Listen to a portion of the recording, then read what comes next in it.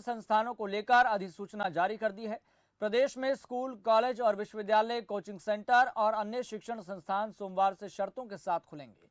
इन आदेशों में विभाग ने साफ कर दिया है कि जो संस्थान बंद रहेंगे वहां पर शिक्षकों को ऑनलाइन स्टडी शुरू करनी होगी। इसके अलावा नर्सिंग, मेडिकल, डेंटल कॉलेज खुले रहेंगे। इसके साथ ही सरकारी स्कूल के शिक्षक भी छात्रों को ऑनलाइन स्टडी करवाएंगे। तो प्रदेश सरकार ने शर्तों के आधार पर ही शिक्षण संस्थान खोलने को लेकर मंजूरी दी है।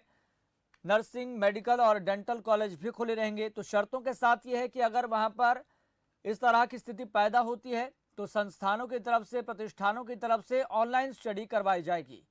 चलिए सीधा रुख करते हैं ब्यूरो चीफ मोहित प्रेम शर्मा का। मोहित प्रेम शर्मा, ऐसे में जहां पर सभी राज्य सरकारें परिस्थितियों के आधार पर फैसला ले रही है कि शिक्षण संस्थान बंद रहेंगे, तमाम राज्यों में इस तरह का फैसला पहले से लागू है, लेकिन शर्तों के आधार पर प्रदेश में अब शिक्षण संस्थान खोलने को लेकर मंजूरी दी गई है। क्या रणनीति है इसको लेकर? बिल्कुल, देखिए, क्योंकि शिक्षण संस्थान जो है यहाँ पर भी बंद थे बाकी राज्यों की तरह ही, और अब जो है वो 50% यानी जिस तरह से इससे पहले जब शिक्षण संस्थान बंद हुए थे तो प्रस्ताव में ये कहा गया है या शर्तों में ये कहा गया है कि जिस तरह से पहले जो स्कूल थे उसमें मान लीजिए 50 बच्चे हैं, तो 50 बच्चों के लिए 25 बच्चों का एक बैच एक दिन, और उसके बाद 25 बच्चों का बैच जो होगा वो दूसरे दिन जो है वो अपनी हाजिरी देगा, यानी स्कूल में जाएगा।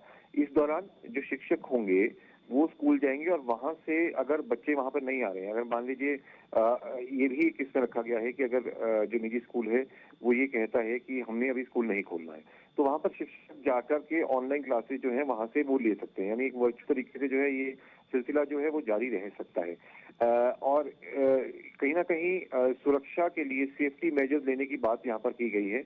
मसलन अगर बच्चा स्कूल पहुंचता है तो पहले अगर अभिभावक मना करते हैं तो वो स्कूल को मंजूरी होगा, यानी बच्चा जो है वो स्कूल जाए या ना जाए वो अभिभावक तय करेंगे।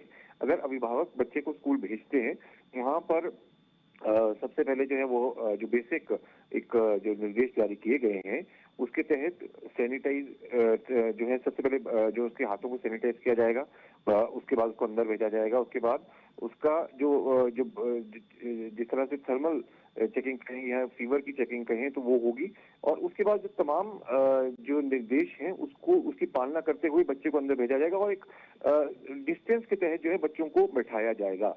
तो ये जो है ये शर्तों में बात की गई है, और अब देखना होगा कि किस तरह से इसकी शुरुआत होती है। जी मोहित प्रेम शर्मा, ये भी आपसे जानना चाहते हैं, चूंकि जब जब परिस्थितियां ऐसी बनी है तब तक सभी संस्थानों ने, प्रतिष्ठानों ने यह दावा किया है कि हम पूरी तरह से पालना करवाएंगे। यहाँ तक कि अगर हिमाचल का ही उदाहरण देखें तो जब जब स्कूल खुले हैं, जब जब कोरोना के मामले स्कूलों के भीतर से भी सामने आए हैं, चाहे वह अध्यापक कोरोना संक्रमित हुए हों, छात्र कोरोना संक्रमित हुए हों, लेकिन ऐसे में लगता नहीं कि ये दोबारा से 50% के आधार पर यह तय करना, मंजूरी देना कि शिक्षण संस्थान खोले जाएंगे, क्योंकि अब देखा जा रहा है कि सेकेंड वेव में सबसे ज्यादा जो बच्चे हैं वो कोरोना की चपेट में आ रहे हैं।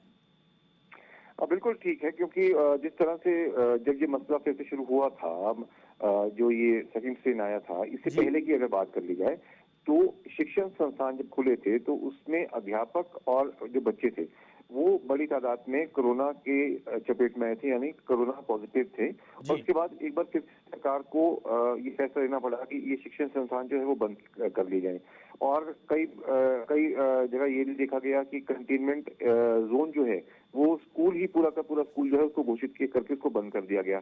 तो अब ये कहीं ना कहीं एक बहुत बड़ी चुनौती रहेगी, और इस पर अब फैसला जो है वो सरकार के स्तर पर ले सकती है। अभी जो है ये कहा गया है कि शिक्षा विभाग ने अपनी तरफ से शर्तें लागू करने के साथ जो है वो स्कूलों को कहा है कि खोला जा सकते हैं। बिल्कुल। चलिए मोहित प्रेम शर्मा, बहुत बहुत धन्यवाद जानकारी साझा करने के लिए। बात करते हैं नूरपुर की। नूरपुर में वीकेंड लॉकडाउन को सख्ती से लागू करने के लिए प्रशासन की तरफ से तैयारियां पूरी कर ली गई है।